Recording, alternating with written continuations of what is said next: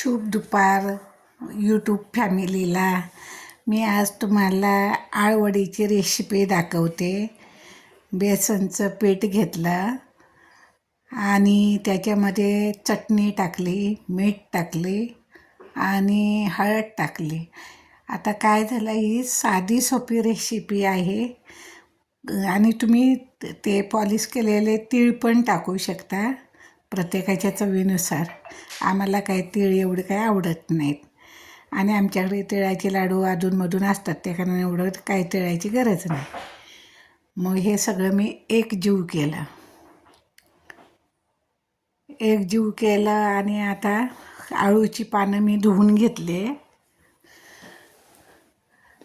आळूची पानं धुवून घेतली आणि मग त्यांना त्या उलट्या बाजूने शिरा असतात ना, त्या शिरा असतात त्या बाजूने ते पीठ लावून घ्यायचं. मी दाखवते तुम्हाला आता आळूची पानं कशी आहे. ही आळूची पानं असं पालथं टाकायचं आणि त्याच्या उलट बाजूने शिरा असतात. काय पानांना ना मोठे मोठे शिरा असतात, मोठी पानं असतात, त्यांना त्या हलक्या हाताने काढून घ्यायचे असतात. आणि असं मग देठ काढून घेतलेलं आहे. ही बारीक पानं आहेत म्हणून ह्यांना काही शिरा नाही आहेत, पण मोठ्या पानांना ना शिरा असतात, त्या थोड्या हलक्या हाताने सुरीने काढून घ्यायचे असतात. आणि असं मग पीठ लावून घ्यायचं. हे मी सिंगल पानाची तुम्हाला आळवडी करून दाखवते. 4 पदरी पण होतात. हे एकच पदरी आहे. 4 पदरी म्हटलं की 4 पानं एकावर एक ठेवून करायची असतात, पण छान वाटतात त्या. अगदी मोठी चक्र ही गोल गोल, दिसायला पण सुंदर आणि खायला पण सुंदर. मग आता मी तुम्हाला हे डबल पदरी म्हणजे 2 पानाची आळवडी ही दाखवते. अशी 4 पानाची पण करू शकता तुम्ही. तर तसंच करायचं असतं, फक्त पीठ लावून घ्यायचं आणि एकावर एक पान ठेवत जायचं. आता मी हे पहिल्या पानाला पीठ लावून घेतलं,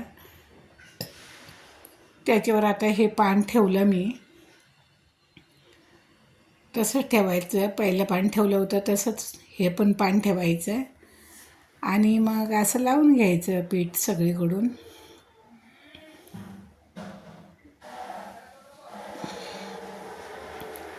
आणि मग त्याचा रोल बनवायचा.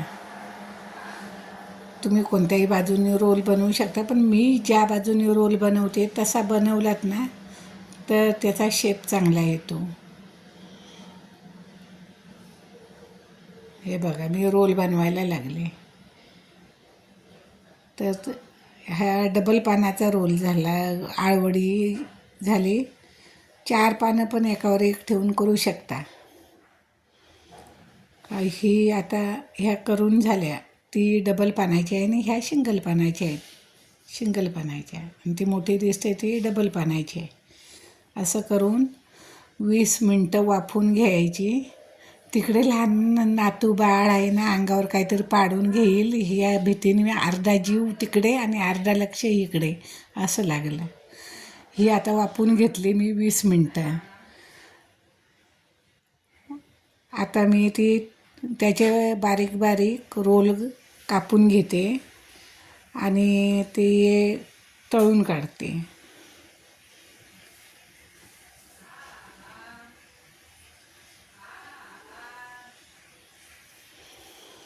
तळून काढलेल्या माझ्या ताटामध्ये दिसत आहेत.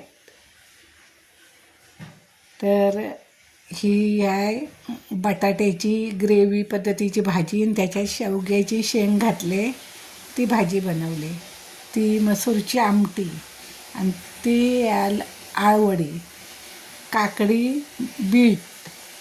बीट ज्यूस पिण्यापेक्षा रोज बीट हे करायचं असतं, जेवणात ठेवायचं, म्हणजे कसं रक्तवाढ होते.